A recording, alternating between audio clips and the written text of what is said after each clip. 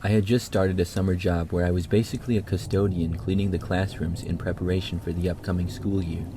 My dad worked for the town's district, so he was able to get me this job. I was the youngest one there, as I was only 20 at the time, and there were a handful of people who worked with me. They were usually off doing other tasks like waxing the floors and whatever else they did. The school was completely empty besides the staff who were cleaning. Things were going fine for my first couple of weeks. For the most part, I was on my own, wiping down desks and cleaning while listening to music. It was nice, and I enjoyed not having someone with me all day telling me what to do. A few weeks had gone by, and I finished cleaning a couple hallways. It was time to move to the basement where the robotics and woodworking classes were. When I first got down there, I noticed a light was peeking through under the doorway of one of the classrooms. The windows of the classroom were covered with shades. I found this odd since it was summer and nobody was in the building normally. I walked over and peeked in the door window. The lamp was on at the desk, but no one was inside. I proceeded to knock, but no answer. After turning the knob, I realized that the door was locked, so I used my key to open the door. I decided to scope out the room. Maybe somebody had forgotten to turn the lamp off. I disregarded that idea when I noticed the computer at the teacher's desk was on. The screen looked weird. I'd never seen this layout before. The website was all black with red writing on it. It also had a chat box. I didn't have time to see much more than that because a sudden voice came from the doorway. It was the woodworking teacher returning from the bathroom or something. I realized I had been caught looking at his computer, so I stammered through the conversation, saying how I was just cleaning the classrooms and I didn't know if anybody was in here. He told me that I could skip his room since he would be woodworking all summer, and he said that sawdust would get anywhere anyway, so there was no point in cleaning it. As he said this, he walked over and sat at his desk while closing the browser. Less cleaning was fine by me, so I went to leave the classroom. But before I left, he brought up that he was doing a petition for more funding for the arts and woodworking department. I agreed and signed his petition. The petition required a full name, phone number, email, and address, and there were only 2 other people that had signed it so far. I had never signed a petition before, so it all seemed normal to me, so I just added my information. I went on working for the rest of the summer and would see him around the hallway by his classroom every now and then, but I never talked to him more than just a hello as we passed by each other. One day, the boss let everyone out early since it was almost 100 degrees. I got home and decided to hang out with some friends. It was a group of us, about 5 or 6. My boyfriend's brother joined us at the time, which was unusual since he's not really a social person.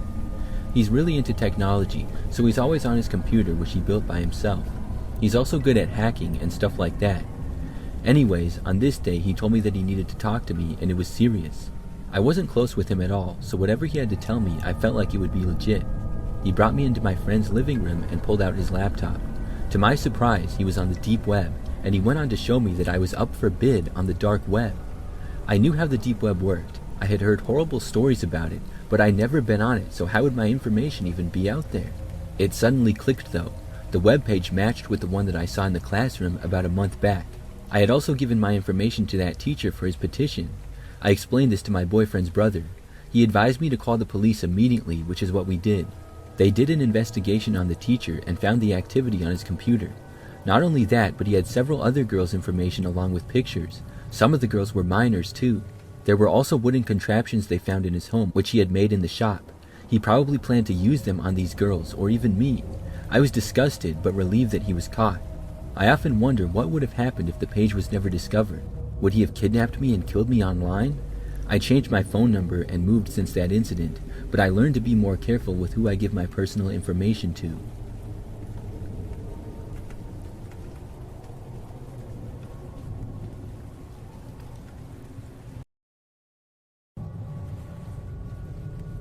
This happened to me in my 20s, about 5 or 6 years ago. I went out for dinner with a friend and had left my car at her condo since we carpooled. When we returned to the condo, we parted ways, so she went to her unit and I walked to my car parked outside. It was around 11 p.m. and there were lots of lights around, but I still took precaution considering that it wasn't the best part of town. No one else was outside, no cars leaving or coming in. I got in my car and proceeded to drive on my way home as normal. I pulled up to a red light and a white SUV pulled up beside me. I absent-mindedly looked around and then looked to my right and made eye contact with the driver. I'm not sure how long he was staring for, but it was creepy. I suddenly got a cold sweat feeling. I proceeded to drive down the long street and his car was always beside mine. I noticed that he was matching my speed and trying to look over at me. I ignored it. This went on for 15 minutes down the same street. My house was another 15 minutes away. There were other cars, but they mostly turned onto smaller streets. This was typically a busy street, but not at this time. I was nervous the whole time, so I texted my friend and my boyfriend letting them know what was happening, but I was fine for now. At one point, the street became one lane because of the cars parked on the right side overnight, so the SUV ended up behind me the whole way. I finally made a turn to another main street where there was more traffic. Somehow he kept up and was pretty much tailing me. I called my boyfriend, freaking out and almost crying at this point. He told me to stay calm and to try to turn onto another major street, not a small one in case anything happened. We hit an area with construction workers working on the road, so 2 lanes were closing. I was in the far left lane, and he pulled up to the pylons to my right and rolled down his window. I'm pretty sure he was shouting at me at this point, and his lips were moving, but I don't know what he said. He pointed at me to roll down the window. He looked angry and a little deranged. I sped off as soon as the light changed, but he was stuck in that lane because there was no one letting him through to avoid the construction. I was able to get home safely, and my boyfriend met up with me in the garage. I was shaken, but thankfully it never happened again.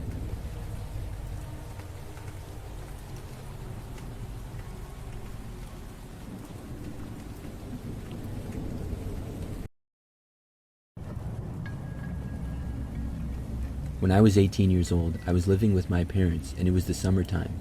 I had just finished my first year of college and didn't really have any money. I was looking for a summer job, but having a hard time finding one.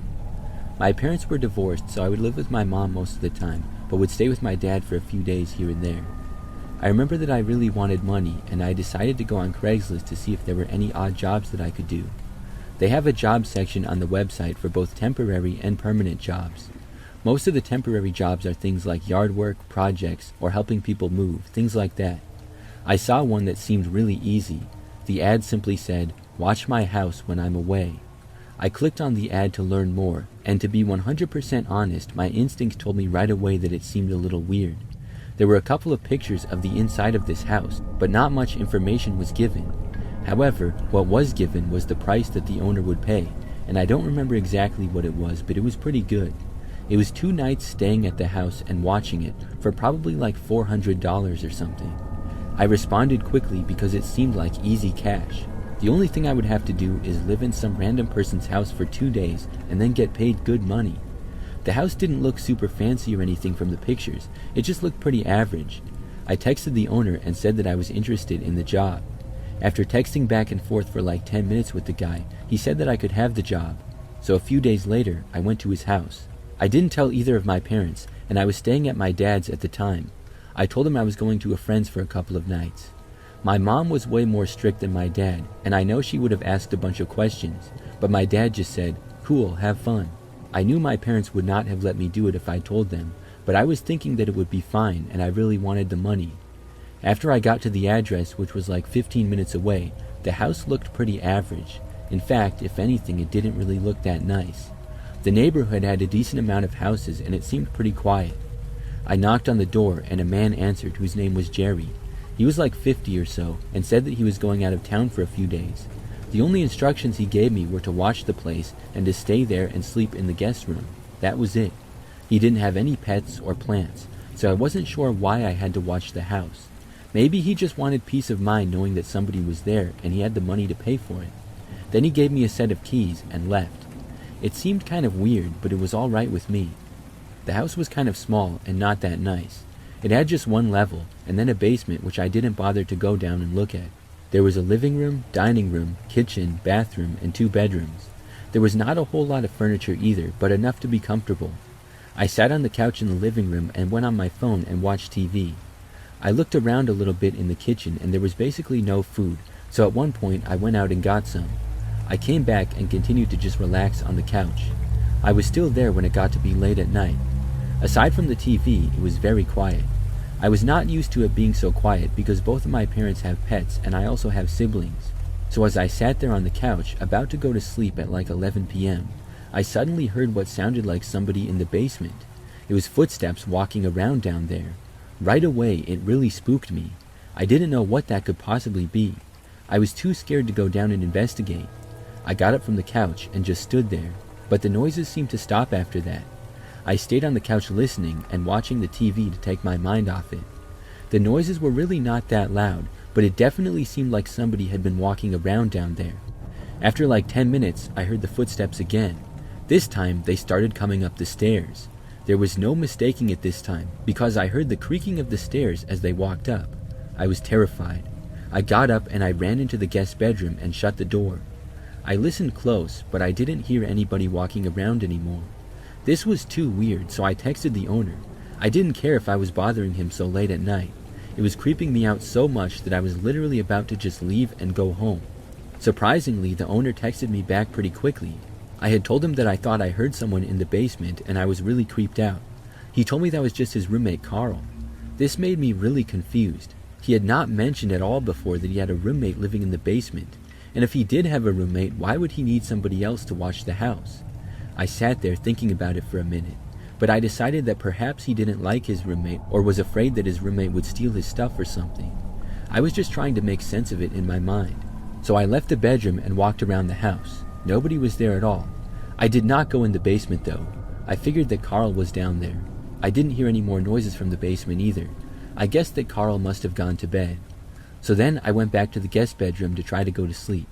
I felt better at that point and after a little while was able to fall asleep. However, I awoke sometime later. I knew that it was still the middle of the night and I was suddenly wide awake. I didn't hear anything, but I looked around.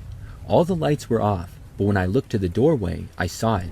Jerry, the owner of the house, was standing right outside my bedroom door and looking at me. As soon as I saw him, he quickly moved away. There was no mistaking it though. I knew what I saw. I was so freaked out, but I didn't know what to do. I ran over to the door and closed it. Then I turned on the lights. I heard a door closing in the distance, but I don't know which one it was. After not hearing anything for a couple of minutes, I decided that I was getting out of there. I gathered all my things, ran out of the room, and left. I didn't see or hear anyone in the house as I did. I drove back to my dad's and got home at like 4 a.m. The next morning I told my dad that I had just gone back early from my friends. I figured he would freak out if he heard what happened. I was just glad that I made it out of there okay. And I never got another text from Jerry at all. I realized that he probably never left. I don't think he had a roommate either. I think Jerry was the person who I heard in the basement, and he made up the story about having a roommate. The Craigslist ad was gone when I looked back online. I stayed off of Craigslist after that. Those events scared me from using Craigslist, and I've stuck to real jobs since then.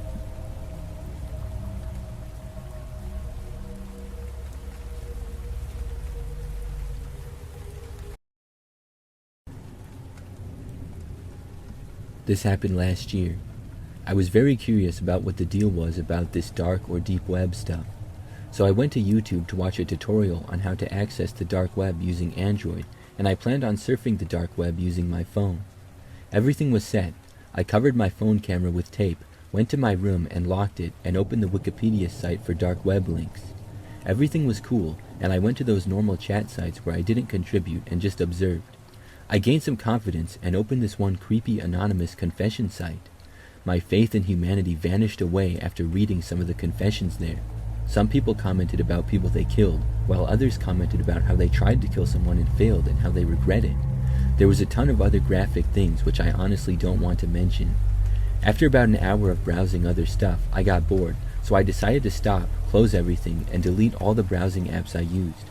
I had trouble sleeping for a couple days, but after a few more days, I went back to feeling normal again. I was using WhatsApp to text my friends, and then I got this notification that someone texted me on WhatsApp. It was an unknown number, an international number, and I opened the text not thinking much. I saw this creepy text which said, "Why are you ignoring me?" I got a little tensed as I don't have any friends from abroad and maybe it was a scam. I ignored it, and the next day I got another text from the same number that said, "You can't ignore me. I'm still here. You can't run away." I was now sure that the number was most likely from the dark web. I figured that they had my phone number and it wouldn't be hard for them to get my address either, and I was worried for my safety. I quickly blocked the number and told my close friends about what happened about the dark web. One of my friends said that the same thing also happened to him within the last year when he surfed the dark web. He said that he blocked the numbers soon and started getting creepy, deadly calls. He had to change his phone number to stop hearing from them. The next day, I got another text on WhatsApp from another unknown international number. It said, "Why did you block me?" I quickly blocked that number, reported it, and deleted WhatsApp along with all my other social accounts. The next week, I got another text from an unknown international number to my phone number directly, so I did end up having to completely change my number and get a new phone. It ended up being an expensive experience for me, and if somebody offered me money to surf the deep web again, I would never do it.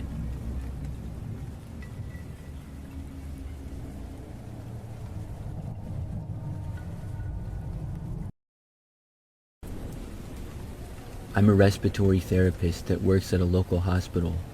I was on my way to work, about less than a mile away from work, when a car in front of me quickly merged onto one of the emergency lanes as if something sudden had just happened. Then he just sat there. No hazards going off, nothing to indicate he planned on moving. I still had 20 minutes before I had to be at work, and assuming this individual may be in distress or have car problems, I decided to be a good Samaritan. I parked on the side of the road and turned on my hazards. We exchanged eye contact and I gestured away. I rolled down my window and asked, "Are you okay?" He seemed to have either not heard me or ignored me, but he did seem to realize I wanted to help him. He got out of his car at this point. I was in my work scrubs, which tends to help people relax knowing that they're with a healthcare professional. When he got out of his vehicle, I assumed he would have told me that he was in some type of pain or something that caused him to pull over abruptly. He had been driving fine the entire time that I was behind him prior to that. So I casually got out of my vehicle and walked over to the back end of his car. This is when I officially started a conversation, asking if he was hurt or if something was wrong. I was asking him all basic questions, but his eyes were cold. He had this body language to him that almost made him seem a little bit unhinged or skittish. He had not answered any of my questions, so I tried once more and asked, "Hey man, we're in the middle of a busy road. Is there something wrong with your car or something going on with you?" He simply replied, "No." I started to feel this sensation of discomfort, like he wanted to do something to me but was restraining himself. I continued to play it off. He didn't seem drunk or high, and he had these black beady eyes that I couldn't stop looking at. It was as if he was just a vessel into something dark. I tried to continue the conversation and asked him, "Why'd you stop, man?" He replied, "I don't know. I don't know where to go."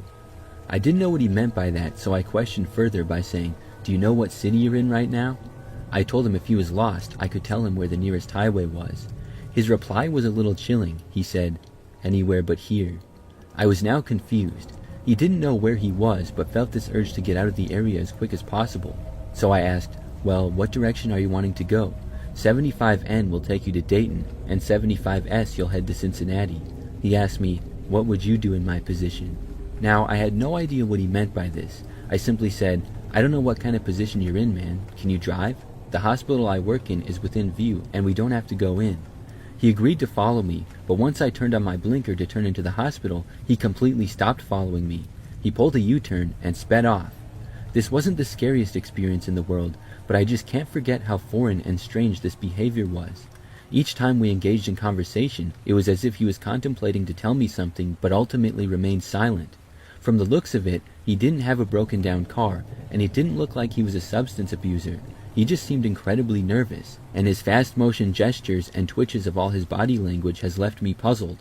It still gives me shudders when I think about how he moved and talked, also not explaining a single reason as to why he just decided to park on the side of the road. A simple, "Oh, I'm just lost," would have even been enough for me to feel better about the entire situation.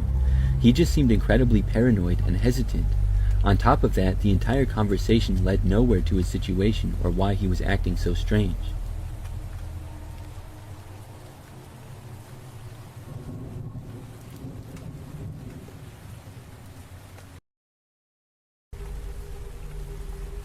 A couple of years ago, I was looking for a new car.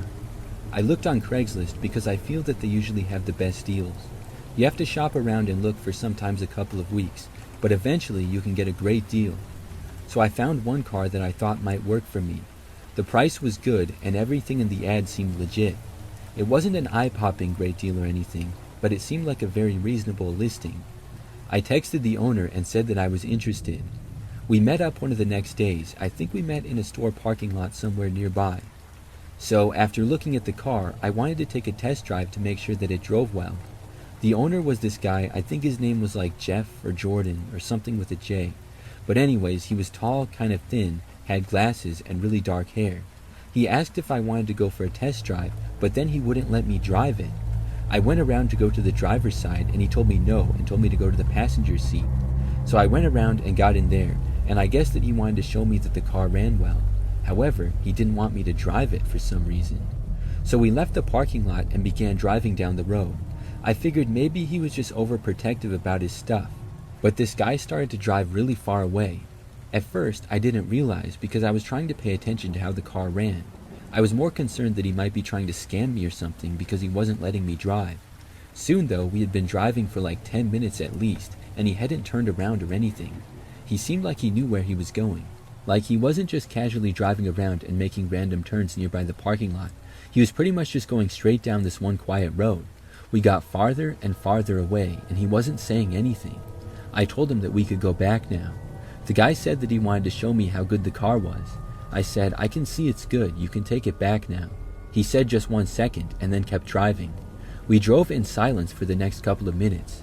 After a while, I couldn't take it anymore, and I asked him to turn around, and he said just a minute again. I waited, and still nothing. This was starting to feel really sketchy. I told him that I wanted to go back now, and he completely ignored me.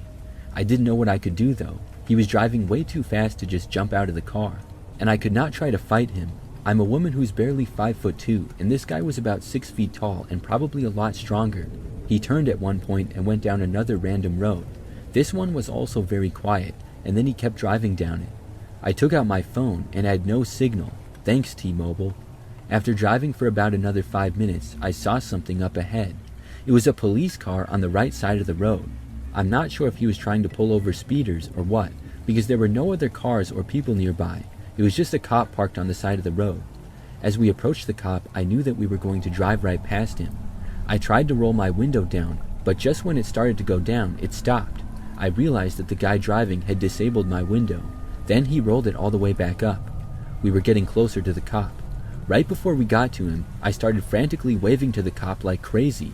I hoped that he would notice. When I did, the guy driving told me to stop and started cursing at me. He tried to grab me and we swerved the car a little. After we drove past the cop, I looked in the mirror and saw the police car start to pull out. Then the blue lights went on.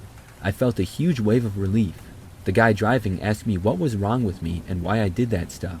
I told him that I just wanted to get out of there. The man pulled over and claimed that he did nothing wrong. But this so-called test drive had been going on for like 30 minutes, and a whole 20 minutes after I told him that I didn't want to go any further and to turn back. After pulling over, a police officer came out and approached us. He asked what was going on and why I was waving frantically and if everything was okay. The guy driving quickly started talking and said we were on a test drive and that I was acting crazy for no reason. I said that I just wanted to get out of the car and leave. The man said no.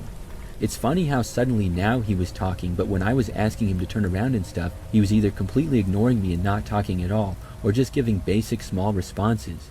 Anyways, the cop said that the man was not allowed to hold me against my will, and the guy finally let me out of the car at that point. I explained to the police officer what happened, and he ran the man's ID. Another police officer was called to the scene. In the end, they sadly ended up letting the man go. They gave me a ride back to my car though, and made sure he didn't follow me. Then I went back home. I reported the guy to Craigslist and haven't seen him since. I also haven't gone back on Craigslist since then.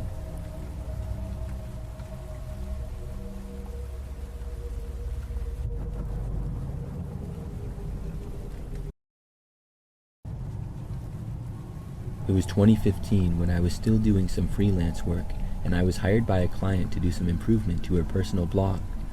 One day, I noticed that the security plugin inside the blog popped up a new alert that the file had been changed. So while checking that, I saw a new administrator account inside the blog which wasn't there about 12 hours ago.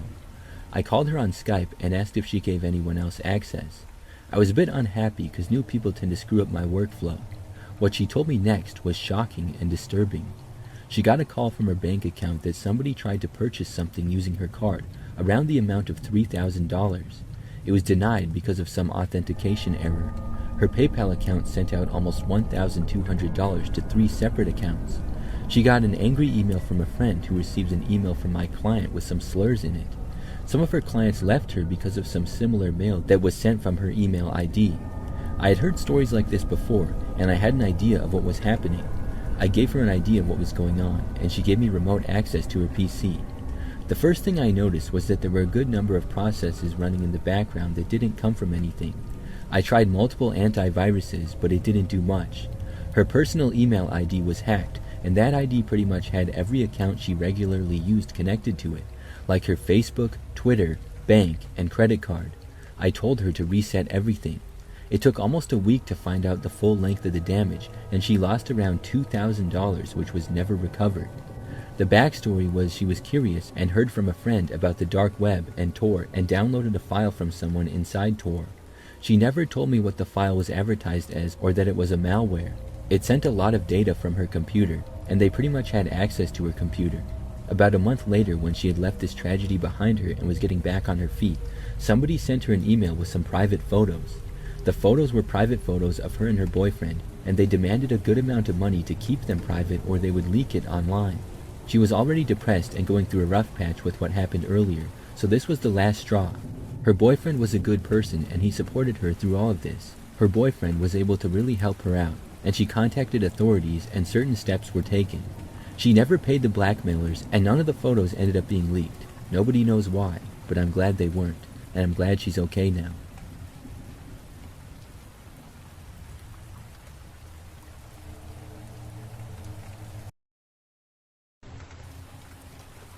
There is a road in southern Indiana that is widely believed to be haunted by a man who owned slaves.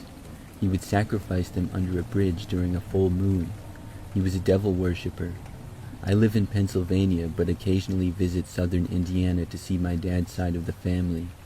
One time, about a year ago, I was hanging out with a friend, and he told me all about this haunted bridge. I didn't believe him at all, so later that night he asked if I wanted to go prove it. I resisted at first, but eventually went. When we turned onto the road, I immediately felt intense dread. All that was around us was thick woods. Odd things started happening when we got into the bridge that he would sacrifice his slaves under. First, I heard a terrifying scream that came from the creek below the bridge. Then, a little farther down the bridge, I heard what seemed to be a cat screeching. At this point, I was already ready to go, but the road was a dead end, so we had to turn around. We turned around and started back over the bridge. No noises were heard as we went back over it, but about a minute after we got off the bridge, a girl in the front seat yelled that she saw a red orb behind the car. So instinctively, I turned around to see, and I also saw the orb. It was a very dim light that you had to focus on to see, but it was there. There were no road signs or reflective things to create that illusion. The orb followed us for a couple more minutes, and then it started to gain. When it got close, the car completely stalled. The driver, my friend's mom, tried to turn the car back on, but it didn't turn on until about her 5th try. We continued down the road, driving way over the speed limit to get out of there. Then, later down the road, the orb started to gain on us again, but I wasn't looking. The girl yelled that it was in the car, and the car instantly turned off. This time, it wouldn't turn back on for a minute or so. Since there were rumored disappearances on that road, I thought for sure it was the end for me, but the mom did end up getting the car started. For the rest of the ride, nothing else happened other than the orb keeping a steady distance from the car. The orb went away once we exited off the road. When we got home, my friend and I decided to examine the car doors. There were multiple handprints in places we wouldn't have touched while getting out of the car. I struggled sleeping that night, of course, but I finally fell asleep at around 3:30 in the morning. At 4, I was ripped out of my sleep. The TV had been turned way up and just presented static and the very loud noise that accompanies static. Nobody else was awake, so it could have been a prank. Everybody was freaked out. That could be a coincidence, but if so, it was a very timely coincidence. Since then, I haven't had any other experiences that could be tied to that road.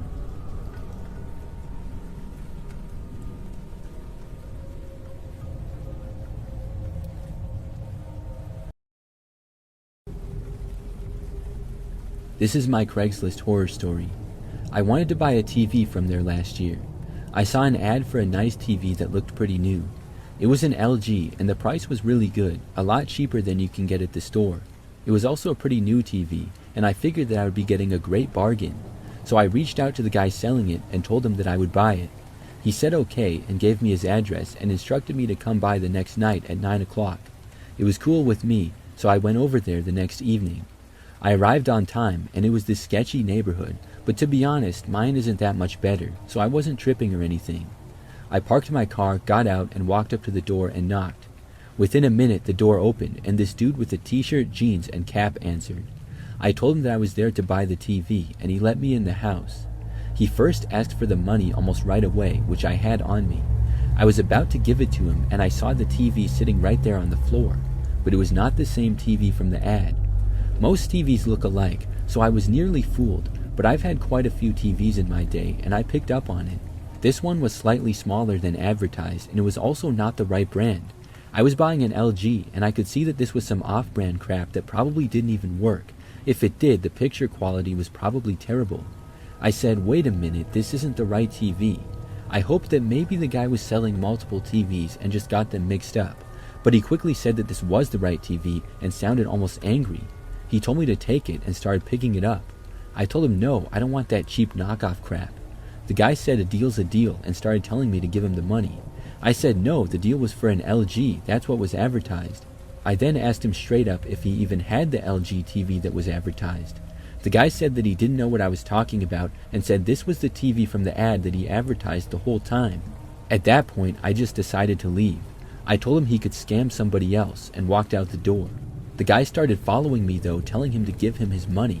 I didn't see a weapon or anything, and I don't think he had one, at least I hope not. So I left the guy's house and went into his front yard to go to my car. The guy also left the house and started following me into the yard. At that point, I started running. I sprinted to my car, quickly unlocked it, and got inside. The man started running after me. I drove away as fast as I could. The guy ran all the way out to the street after me, but he wasn't able to quite reach me, thankfully. I went back home and looked at the ad again. It was still up, and it was still advertised as an LG, which was larger and not at all the same as the TV he tried to sell me. I'm glad I got out of there. Next time I buy something on Craigslist, I'm not entering anybody's house, and I'm not showing them any money until I see that it's not a scam.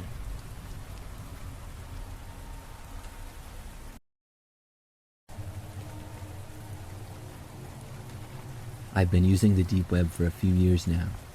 I usually use it only when I can't find certain ebooks on the regular internet. So this one time I was messing around and in the directory looking for useful dark websites. I found an online service site that claimed to deal in killers, weapons, and stolen things. Needless to say, I was fascinated with it. I've seen regular e-commerce websites, and I wondered how similar one that exists for mostly illegal activities would look. So as it loaded, I got a pop-up from the browser saying that it had prevented the website from using this function and that, and suddenly my webcam light lit up. It was basically like a bad jump scare for me. There I was trying to look at a website which is probably operated by some criminal organization, and for all I know they have my face stored away somewhere for reference in the compilation of future kill lists. I exited the browser and shut down my computer so fast. I was impressed at the speed which I did it in. That's how scared I was.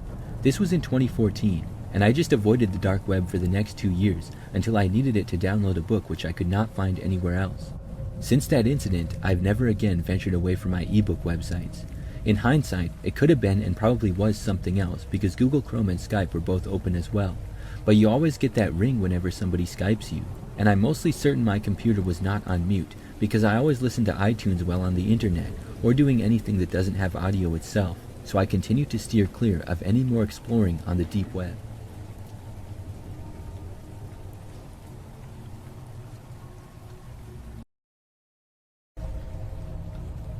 I'm not a stranger to weird dreams, but one night I had one which felt very weird.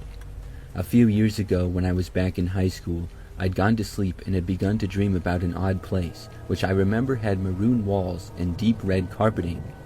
I started seeing some of my older relatives walking about me, such as my grandfather brushing dust off my clothes. Everyone around me had a very somber demeanor about them, and I had no idea as to why. At some point, some people I didn't recognize began moving about me as well, and I finally asked what was happening. One of the men that I did not recognize essentially told me that I was dying and I was being prepared for the afterlife. As anyone would, I absolutely did not want to go to the afterlife yet. Eventually, they conceded and told me that I would be allowed one more day to live and say goodbye to those I cared about. And then I woke up. I never tend to take dreams seriously, as they're often bizarre enough, but I woke up with the most immense sense of dread. But what could I do? I was upset for the better part of the day, telling some of my friends at school about the dream that I had. Considering how I was acting that day, I was surprised by how little they seemed to care. Later in the day, I had brushed it off as an unsettling dream and nothing more. In the evening, myself and 2 other students from the school were practicing for our driver's license exam. We shared one car and were taking turns driving it across the county with the instructor sitting in the passenger seat. Since this was after school and everybody needed enough time to practice their driving, this thing ran until after sundown. Once everybody had gotten their turns in, the instructor asked if anybody would like to volunteer to drive back to the school in the dark, which my confident self agreed to do. As we were driving back to the school, we were going along the road with many curves, with steep hills on the side of the road, which meant that it was hard to see super far in front of you. With the 2 other students asleep in the back seat, I was thinking how good I had been doing at driving. Then, bright headlights came around one of the curves. My instructor immediately reached over to pull the steering wheel to avoid colliding head-on with the Jeep. If my instructor hadn't been paying attention, I almost certainly would have hit that car, and it would have hit my side of the car the hardest. I firmly believe that I was meant to die that day, but I didn't.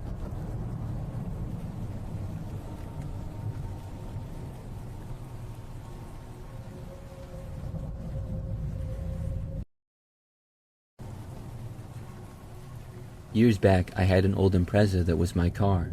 I got a new car, so I decided to sell the Impreza on Craigslist. This was before Facebook Marketplace was popular, and to me, Craigslist seemed like the best option for getting the most money I could for my car. If I traded it into a dealer or a dealership, I would probably get next to nothing, and I already had another car. So I took some pictures and then listed it online. The way Craigslist works, or at least worked back then, was you would create a simple listing and your phone number would be at the bottom. Anybody could contact you about what you were selling, either a text or a call. So the first few days after I made the listing, I wasn't getting much interest. The car was sort of old, but it worked fine and ran well.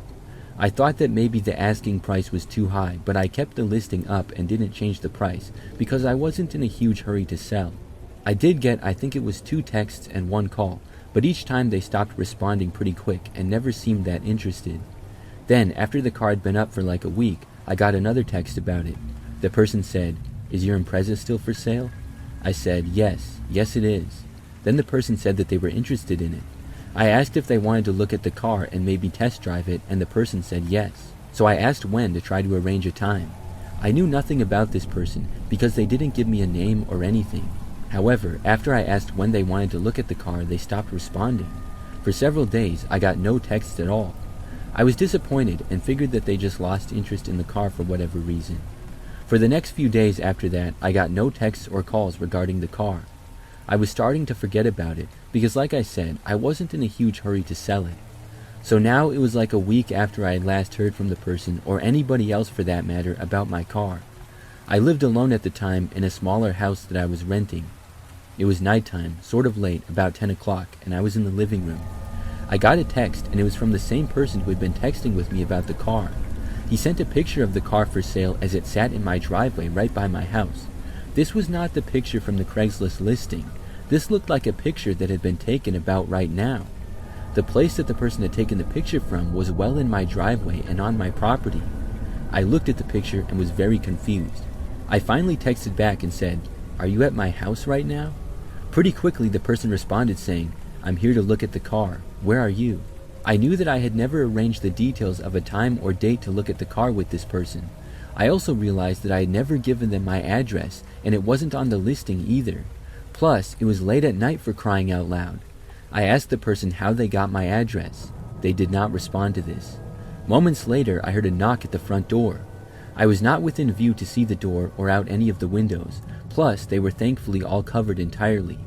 I was curious as to who was there, but I didn't really want to open the door. I stood there trying to decide what my best option was. Then the person tried opening my front door, which was locked. I tried calling them on the phone, but they declined the call. The knocking at the door got louder. By now, I was really creeped out.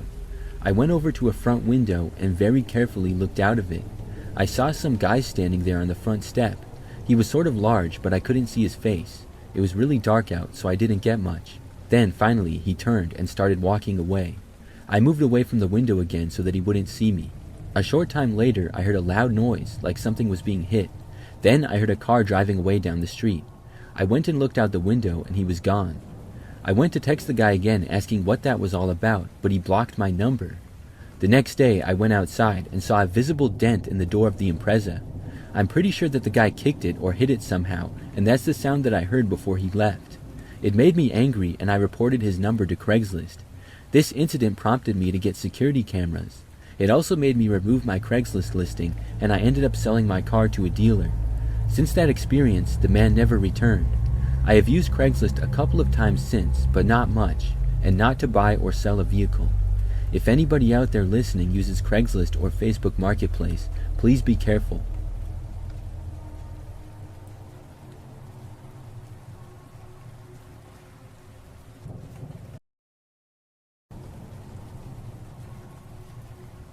Let me start this off by saying that it's very imperative that you stay off the dark and deep web. No matter what anyone tells you, no good can come from using it, and I'm about to tell you why. I was 15 at the time. I had come home from school on a Friday afternoon, ready to relax, kick back, and enjoy the short break. I had started using code about a year prior. Nothing too fancy, just basic stuff, and I was practicing it daily. Now, I had known about the dark web before this took place. I would sometimes buy weed off it, but that was the extent. This day, however, I decided to venture farther and really look at the dark web. I'm sure that a lot of people are familiar with this iceberg diagram representing the internet's content. For those who don't know, the surface web contains about 10% of the internet's content, while the deep and dark web take up about the other 90%. I was ready to see what it really held. I heard stories about what goes down on the deep web. Murder, inhumane torture, all that stuff. But I really didn't believe that they were all legit, so I hopped on and began to see what I could dig up. Really, I was just curious. I started off by browsing through various websites, most of which contained illegal things, such as drugs, hackers, and hitmen for hire. I clicked on a random forum link which took about a minute to load. I wish I could remember the name of it, but it was a forum where people could pick a topic they wanted to talk about, such as politics, dealing with mental health, and really whatever. There was one link that caught my eye though. The link was in all red and the rest were black, and it said, "Not for the weak, enter at your own risk." Curious as to what it was, I clicked the link, and it brought me to a forum that only had one link on the whole page. I clicked this link, and it brought me to a chat room. I realized that nobody was saying anything in it, only sending links.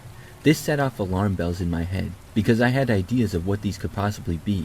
I wish I had listened to my instincts, which were telling me that I should get off right away. However, the ignorant, curious teen took over me, and I started setting up some protection for myself using the code that I had learned.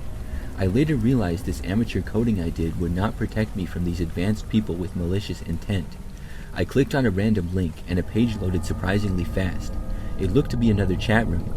I went to type hello or something, but it would not let me. I sighed and began moving my mouse to go to the previous page when a noise went off. I had received a chat. The message said, "Hello, new user, I see you have found my site. Would you like to continue?" I tried typing again, but still couldn't. The next message sent chills down my back, and my hands are shaking just recalling it. It read, "No, son, not the keyboard." I tried turning off my computer, but of course, nothing worked. Another message popped up saying, "I guess I'll take that as a no." The screen suddenly changed, and a video began playing. It was a black screen, but I could only hear a deep male voice say, "Unfortunately for you, you do not have a choice." I grabbed a sticky note and put it over my webcam, and the voice on the screen said, "Ah, so we're playing games now, huh?" The video then began to change, and I realized that the man was taking his hand off the camera. He was a short man, but that brought me no comfort. He held up a knife and said, "Name any body part." I then for the first time noticed a cloth in the corner of the room covering something up, which I could only assume to be a body. I rushed to unplug the computer as fast as I could, and I laid on the floor panting for hours until I could finally get up. I now suffer from anxiety, and to anyone else who decides to use the deep web, be safe out there.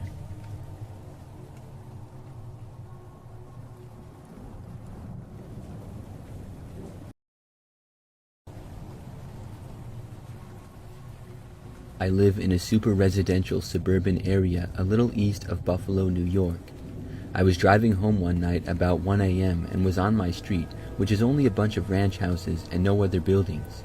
I was about 8 houses down from my driveway. I go slow because people in my neighborhood leave out food for deer, and I know the one day I go the speed limit I'm going to hit one. On the side of the road to my left, the driver's side, I saw something lying right at the side of the road. It wasn't a garbage night, and anyways, we have these big cans provided by the city. I slowed down. At that point, I was maybe 8 feet away, and I was shocked because it looked like a person laying there. I turned on my high beams and put my hand on the door handle, about to open it to go investigate. In the darkness with the headlights, I couldn't make out a ton of detail, but it was a person laying there for sure. I saw what looked like a white shirt with what seemed like red on it. I started to open the door when I got this feeling that I just have not encountered before. Instead, I decided that I would go home first and then come back out to help them out. I sat back, grabbed my phone, and floored it to my driveway, which was 10 seconds away anyways. I was standing in the driveway with 911 being dialed on my phone and walking towards the sidewalk in the direction where I saw the person. As I was walking towards them though, they stood up and turned to face me. I was being transferred to a dispatcher at the moment, and I had only walked about 2 houses down towards this person. The dispatcher came on the line as soon as this person began sprinting in my direction on the other side of the street from me. I stated my location and what was happening, all while I was running back towards my house. I didn't like the idea of not seeing what this person was doing though, so I turned to watching them while also trying to run and kind of skip backwards away from them. From my driveway, I saw this person stop running. They had run maybe 3 houses towards me, staggered around in circles, and stumbled across the street, but they didn't stop on the sidewalk. Then they just walked into a random yard. From there, it was hard to see exactly which yard they had gone into. I explained this all to the dispatcher and that I didn't know which house, and I didn't know if they were going home, breaking in, cutting through a yard, or what. Dispatch told me somebody was being sent immediately. When an officer came slowly down the street with his high beams on, I signaled for them and they pulled up, thinking I was the person reported. I explained that I was the one who witnessed the situation and explained where I saw the person go. He seemed to treat it as a prank at first until I told him the direction I saw the person go. That seemed to change his attitude, and then he sped off. I live a few blocks from a large apartment complex that deals in some shenanigans at times, and he went off in that direction. I never figured out what happened, but it scared me more than any other situation I've been in.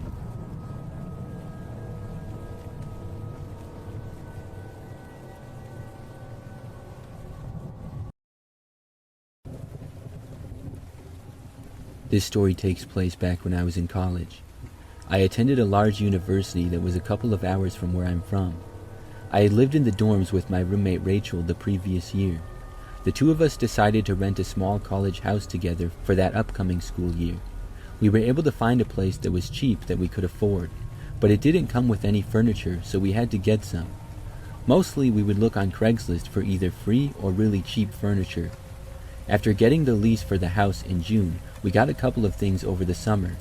At one point, close to the start of the school year, I still needed a desk and was looking around Craigslist. I found one that I really liked, and it was also really cheap. So I reached out to the seller via text and let them know that I was interested. The seller responded, asking me several questions which I found odd. He asked for my name, age, and why I wanted to buy the desk, and he made it clear that his price was not negotiable. I figured that he was just super organized or something, and I had no interest in negotiating either. I mean, the desk was like $20, so it was already a good deal. I texted him the information, and he texted back saying that his name was John Smith, which also seemed odd. I mean, that kind of seems like a fake name to me. Anyways, he said that I could come by and buy the desk the following evening between 7 and 9 o'clock. He also said that he would help me bring the desk to my car. It was a pretty large desk, and I had cleared out the back of my SUV for furniture I got. I told John Smith that I would just bring my roommate and it would be fine.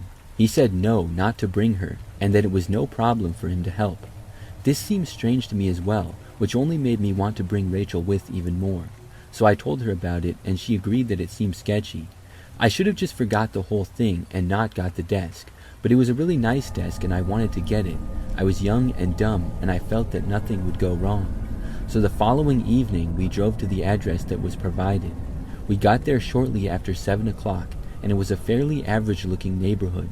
It was maybe 10 minutes from campus and was pretty quiet, with many houses that had fairly large yards. I texted the owner, John Smith, that I was there. He told me to go inside the house and that the couch was inside. Rachel stayed in the car, and I told her that if I needed her help, I would let her know. I walked up to the front door and knocked. John Smith opened it and told me to come in. He appeared to be in his 60s, had a mustache and a sloppy-looking beard, and smelled like cigarettes and beer. I walked inside the house and was inside of the living room. I did not see the desk there, and John Smith informed me that it was in the basement. This made me want to leave immediately. If he knew he was selling it, why would he not at least bring it upstairs? I was annoyed but said okay. He claimed that he was sorry and that he just forgot to bring it upstairs. He said that he also needed help bringing it up the stairs. So against my better judgment, I followed him over to the basement door. He opened it and it revealed a staircase going down to an unfinished basement. It was really dark down there with not much light at all. This only made me more nervous. The man started walking down the stairs and I followed him. Down in the unfinished basement there were some boxes and junk scattered around, but overall not too many things. When we got to the bottom of the stairs, we then walked a little ways into the basement. I looked around and finally I spotted the desk that I was buying. It was completely backed against the corner of the basement far away. This was odd because the listing for the desk showed it being in a room with natural light. I remembered that, so it had to have been upstairs. The man then started walking away. Not towards the desk though, but towards the stairs. He then started to walk up them. I was confused and also really nervous. As the man was making it to the top of the stairs, I didn't know what was going on. And just then, I heard a sudden knocking from the front door of the house. It had to be Rachel. The man stopped on the stairs and looked back at me, and in an angry tone asked, "Who's that?" I was speechless in the moment, and without me even answering, the man quickly turned back and walked up the rest of the stairs and left the basement. I followed and quickly went up the stairs and made my way to the main floor. When we both got back upstairs, the man walked over to the front door. I was trying to quickly go over there as well. Sure enough, Rachel was standing there at the door. She was still knocking on it and knocking rather loudly. The man opened up the door and angrily asked her who she was and what she wanted. Without letting her respond, he told her to leave. Rachel said she was my roommate, and I walked over and went past the guy.